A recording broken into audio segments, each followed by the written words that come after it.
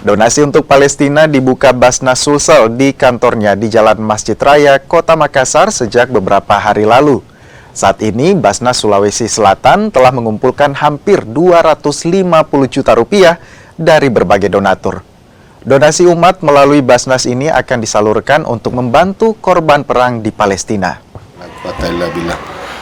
Alhamdulillah, sampai tanggal 3 kemarin, yaitu tahap pertama penggalangan donasi program Baznas, yaitu membantu Palestina.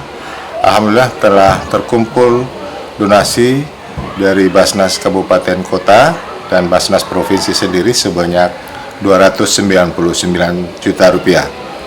Untuk tahap pertama sebesar 170 juta itu telah diserahkan ke Baznas RI yang alhamdulillah kemarin telah dilepas oleh Bapak Presiden Republik Indonesia bergabung dengan hasil donasi seluruh Indonesia tentunya.